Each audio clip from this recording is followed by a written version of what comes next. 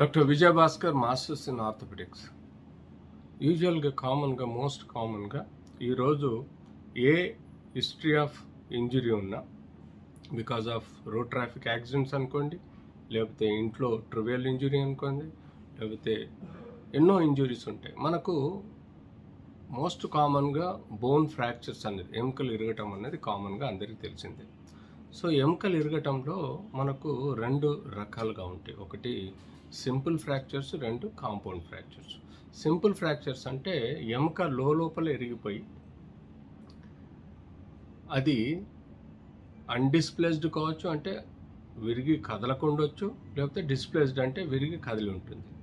ఇలా మనకు within skin లోపల స్కిన్ బయటికి రాకుండా ఉండేదాన్ని సింపుల్ ఫ్రాక్చర్ అంటాం. కాంపౌండ్ ఫ్రాక్చర్ అంటే యొక్క ఫ్రాక్చర్ విరిగిన తర్వాత అది కండరాలను, నరాలను అన్నిటినీ చీల్చుకుంటూ చర్మం బయటికి, అంటే గాయం ఏర్పడి చర్మం బయటికి రావడం, దీన్ని కాంపౌండ్ ఫ్రాక్చర్ అంటాం. సో ఈ సింపుల్ ఫ్రాక్చర్, కాంపౌండ్ ఫ్రాక్చర్లో డిఫరెన్స్ ఏంటంటే, సింపుల్ ఫ్రాక్చర్లో మనకు ఇన్ఫెక్షన్ రేటు తక్కువగా ఉంటుంది, అంటే ఆల్మోస్ట్ జీరో ఉంటుంది. అదే కాంపౌండ్ ఫ్రాక్చర్లో ఎన్విరాన్మెంట్ ఎక్స్పోజ్ అవ్వడం, డస్ట్ పార్టికల్స్ పడటం, బ్యాక్టీరియా, ఇతరత్ర ఆర్గనిజమ్స్ చేయటం వల్ల మనకు ఇన్ఫెక్షన్ అయ్యే సోర్స్ ఉంటుంది, కానీ దాన్ని కాంపౌండ్ ఫ్రాక్చర్గా భావించడం జరుగుతుంది. సింపుల్ ఫ్రాక్చర్స్ యూజువల్గా మనకు స్వెల్లింగ్తో ఉంటుంది, కాబట్టి స్వెల్లింగ్ తగ్గే వరకు ఫ్రాక్చర్ని సెట్ చేయడానికి కొంత టైం తీసుకుంటారు. కానీ కొన్ని ఎమర్జెన్సీస్ వల్ల ఈ మధ్య కాలంలో ఆ సింపుల్ ఫ్రాక్చర్స్లలో డిస్ప్లేస్డ్ ఫ్రాక్చర్ ఉంటే దాన్ని సర్జికల్గా ట్రీట్ చేసి ప్లేట్ కానీ రాడ్ కానీ వేసి దాన్ని సరి చేయడం జరుగుతుంది.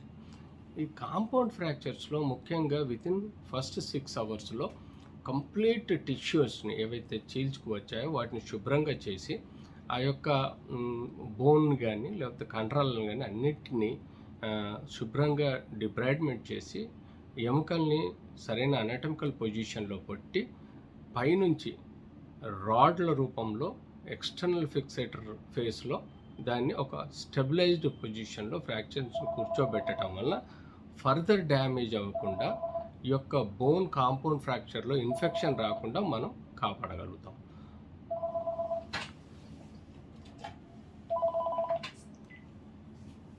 సో యూజువల్గా కాంపౌండ్ ఫ్రాక్చర్లో మనకు ఎంత తొందరగా ఆపరేషన్ చేస్తే అంత రిజల్ట్స్ బాగొస్తుంది, ఇన్ఫెక్షన్ రాదు. కానీ ఇంటర్నల్గా రాడ్ కానీ ప్లేట్ కానీ స్క్రూలు కానీ వేస్తే సమ్ టైమ్స్ అది రికరెంట్ ఇన్ఫెక్షన్గా పోయి అది క్రోనిక్ ఆస్టోమైటిస్ అనే డిజీజ్ డెవలప్ అవ్వచ్చు. కాబట్టి యూజువల్గా బాగా కంటామినేటెడ్ కాంపౌండ్ ఫ్రాక్చర్లో మనం పైనుంచి రాడ్లు వేసేసి టెంపరీగా వూండ్ క్లోజ్ చేసి ప్లాస్టిక్ సర్జరీ ద్వారా కవరేజ్ చేస్తాం.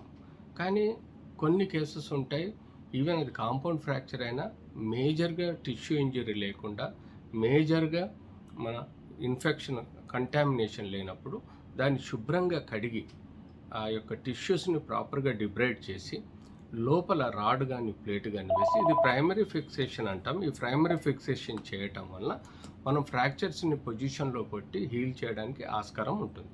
సో ఇలా మనం ఈ యొక్క ఫ్రాక్చర్స్ని, కాంపౌండ్ ఫ్రాక్చర్స్ని కానీ లేకపోతే సింపుల్ ఫ్రాక్చర్స్ని కానీ మనం ట్రీట్ చేయాలి. సో యూజువల్గా ఈ ఏ ఫ్రాక్చర్ అయినా అనాటమికల్గా పొజిషన్లో పెట్టి ప్రాపర్గా ఫ్రాక్చర్ దగ్గర కంప్రెషన్ ఇచ్చినప్పుడు హీలింగ్ ప్రాసెస్, అక్కడ ఉన్న బ్లడ్ క్లాట్, అలాగే బోన్ పైన ఉండే పొర, పెరియాస్టియం పొర, ఆస్టోబ్లాస్టిక్ యాక్టివిటీ ద్వారా కణాలను డెవలప్ చేసి, ఎముక కణాలను డెవలప్ చేయడం, రక్తం ద్వారా కూడా ఎముక కణాలు డెవలప్ అయ్యి అక్కడ మనకు ఎముక గూడు కట్టుకుపోయి అతికే ఆస్కారం ఎక్కువగా ఉంటుంది. కాబట్టి ఈ ప్రక్రియకి ప్రాపర్ అనాటమికల్ పొజిషన్లో రిడక్షన్ చేయాలి. కాంపౌండ్ ఫ్రాక్చర్స్లో టిష్యూ రెస్పెక్ట్ అనేది ఇంపార్టెంట్. ఆర్టరీస్ యాక్చువల్గా బాగున్నాయా లేవా, ఆర్టరీస్కి ఇంజురీ అయిందా, ఆర్టరీస్కి రిపేర్ చేయాలన్నది ప్రైమరీ ఇంపార్టెన్స్ వితిన్ 6 అవర్స్లో. ఆ తర్వాత మనం నర్వ్స్ చూస్తాము. నర్వ్లో ఏదైనా ఇంజురీ అయితే దాన్ని రిపేర్ చేయాల్సిన ఆస్కారం ఉంటుంది, దాన్ని బట్టి మనం రికవరీ గురించి చెప్పగలుగుతాం. సో ఇలా కాంపౌండ్ ఫ్రాక్చర్లో అండ్ సింపుల్ ఫ్రాక్చర్లో మనం జాగ్రత్తలు తీసుకుంటే మనకు హీలింగ్ ప్రాసెస్ చాలా బాగుంటుంది.